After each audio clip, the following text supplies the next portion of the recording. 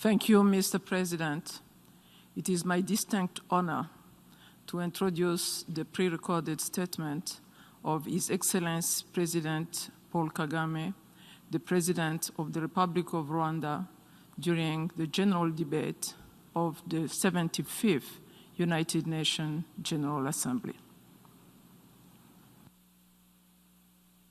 Excellency Volkan Bozkır, President of the General Assembly, Excellency Antonio Guterres, Secretary General of the United Nations, Excellencies, Heads of State and Government, distinguished delegates. The 75th anniversary of the United Nations falls at a moment of uncommon peril for our people and our planet. The COVID pandemic has claimed nearly 1 million lives and pushed hundreds of millions into unexpected hardship. It is not a time for doubt or hesitation. We have the tools to meet this test and prevail. We mark other important anniversaries this year. 25 years ago, the World Conference on Women in Beijing charted a transformative agenda on gender equality, which continues to guide us.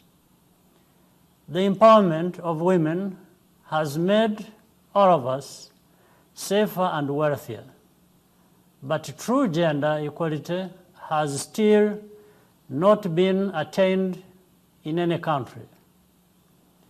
5 years ago, the Paris Agreement on climate change was signed.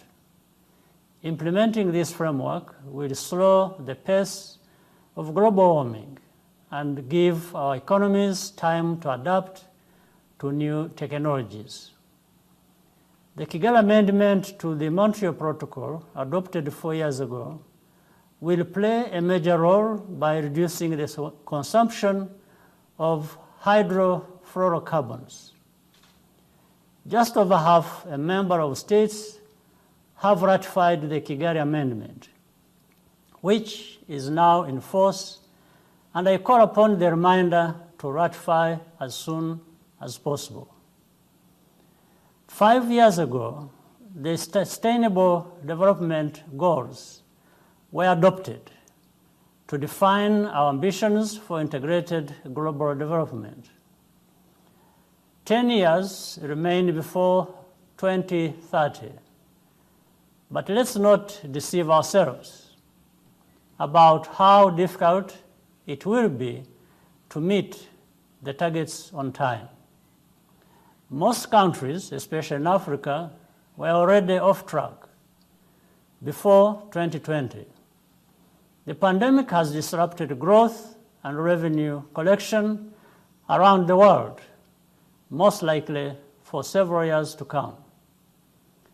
These milestones on gender, climate, and development demonstrate the achievements of multilateral action, while also reminding us how much remains to be done. I commend the exceptional work being done by the World Health Organization, led by Dr. Tedros Adhanom. We will continue to work to reinforce the WHO and make it more effective. The creation of the Access to COVID Tools Accelerator, ACT-A, including the COVAX Global Vaccines Facility, is of critical importance for Africa. Ensuring equitable access to vaccines, therapeutics, and diagnostics will speed up the end of the pandemic for everyone. The pandemic has highlighted the importance of resilient national health systems and strong domestic health financing. The African Union is championing this agenda among its member states, with emphasis on not just spending more, but spending better. The goal is for Africa to leverage its own resources to reinforce the impact of global health partnerships, such as the Global Fund and Gavi. In the coming decades, prosperity will be closely linked to digital literacy and access to high-speed connectivity. The Secretary General's roadmap for digital cooperation is compelling and far-sighted, building on the work of the Broadband Commission and other initiatives. The global movement for racial justice and equality is not a passing phenomenon. What is required is action that builds public trust in the equal dignity of all citizens, as demonstrated in the treatment of those who have historically been most marginalized and who continue to suffer mistreatment disproportionately. Success depends on strengthening institutions, both national and international, including the work of scientists, innovators, and creators.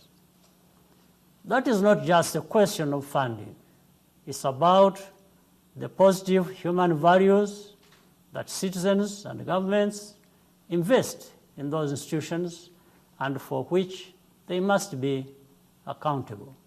Our descendants will look back and judge how this generation responded to these challenges, especially the leaders. Did the collective accomplishments of 3 generations over 75 years in building a stronger international order disintegrate into recrimination and resentment? Or did we come together to once again secure global progress on a foundation of cooperation and mutual respect? The choice is ours. I thank you.